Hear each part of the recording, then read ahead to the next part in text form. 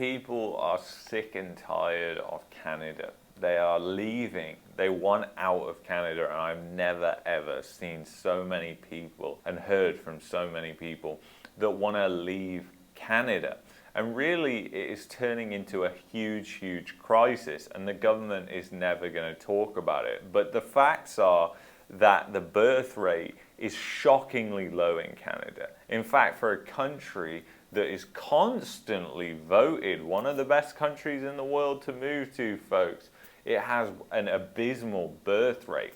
And you have to ask the question, well, why is that? Why do Canadians not want to have kids if it's such a great country? The reality is the dream of a great life in Canada are far from within reach for anybody. The facts are that Canada is an insanely expensive place to live. And let's take Alberta, for example, and Calgary, for example, because that is a less expensive than Toronto and Vancouver. So let's use that as an example. Calgary is still insanely expensive. If you want to buy a home, it's still going to cost you over $500,000, and that is for some poorly constructed home, because in Calgary, the way they build homes is laughable to the rest of the world. But anyway, in Calgary, it's going to cost you that much. And if you want to rent one, it's going to cost you at a minimum $2,500, which is a lot of money.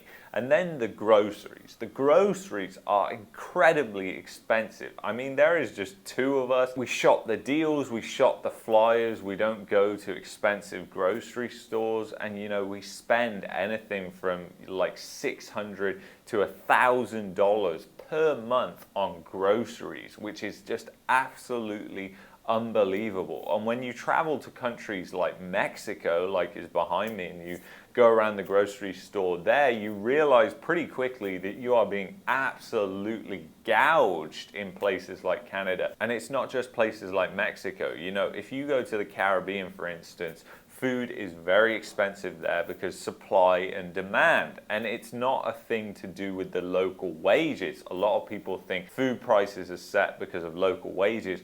They're really not, because food is a necessity and everybody will do whatever they can to buy it. And if they can't afford the more expensive things, then they'll buy the cheaper things. The reality is here in Mexico that the food supply chain is actually very good. They grow a lot of food here in Mexico, and there is a lot of competition when it comes to supermarkets and grocery store chains. And in Canada, this has been one of the massive problems that has just happened with, quite frankly, everything, and it drives me absolutely crazy, is the monopolies. The monopolies on supermarkets, the monopolies on cell phones, the monopolies on airlines.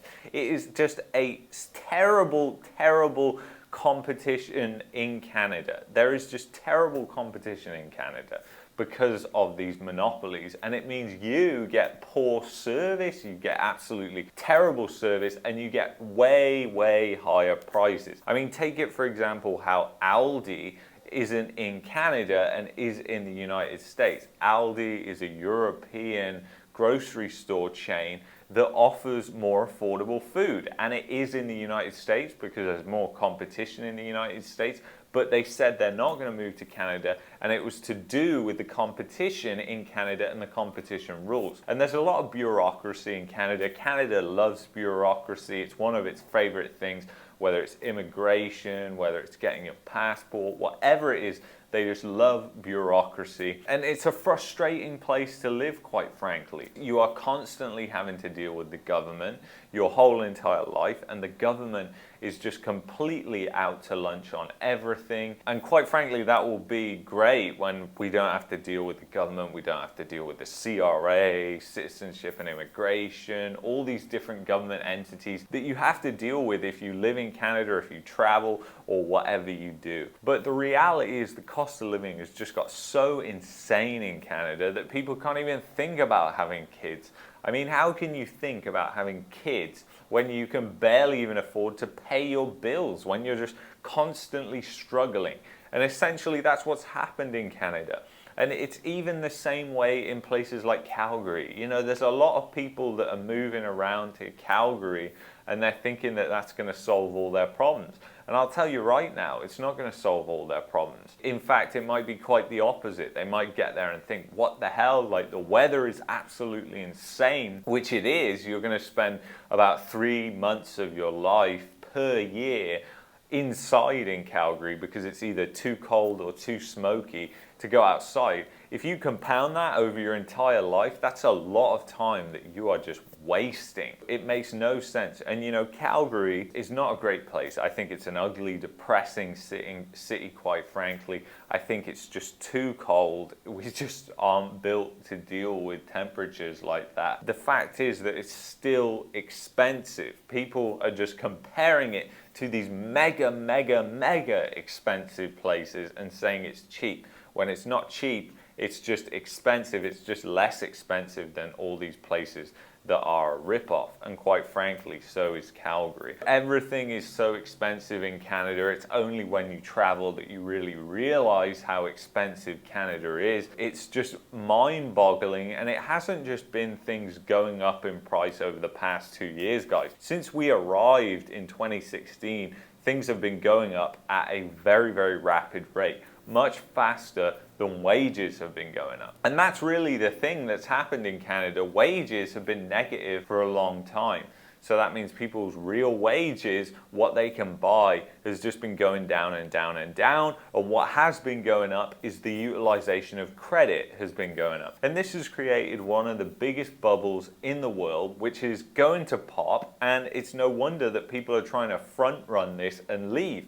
And you know, the reality is that these bubbles have spread all over the world, so it's very hard to get away from it. There's going to be repercussions felt in every country. There's going to be a lot of repercussions felt here in Mexico because, you know, all the Canadians and Americans buying here has artificially distorted and inflated the economy here, and I've seen it firsthand. People are just sick of the politics. They're sick of the cost of living. They are just sick of the fact that there is no light at the end of the tunnel. No politician is going to come in and fix this. Every politician says the same thing. I'm going to solve all the problems. I'm going to fix all the problems. And then they come in and what do?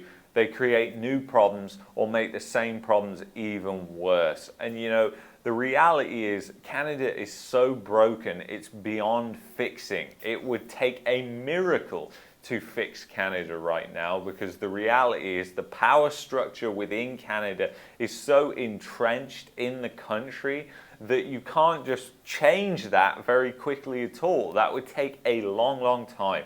And it's going to take multiple lost decades. You know, Canadians investing in real estate in different places like Mexico reminds me of when the Japanese were investing in real estate in Manhattan and buying up all the buildings because of the real estate bubble that was in Japan, which caused multiple lost decades and huge economic distortion. So the reality is, guys, we are going to see this thing blow up, and it's not going to be pretty. People leaving, I say good for them. I pat them on the back actually and say great job, and if you want to leave, I think you're making the right decision, because I don't think Canada is the country for people to live in anymore. It's not a great country for people to move to. Sure, there are people from Europe that are making the move and they're saying, well, it's better than where I am now. But I really would ask them the question, why aren't you looking at a better country? Why are you just moving from one bad place to a place that is slightly less bad than the place you're already in? Moving country isn't an easy thing. It takes a massive amount of planning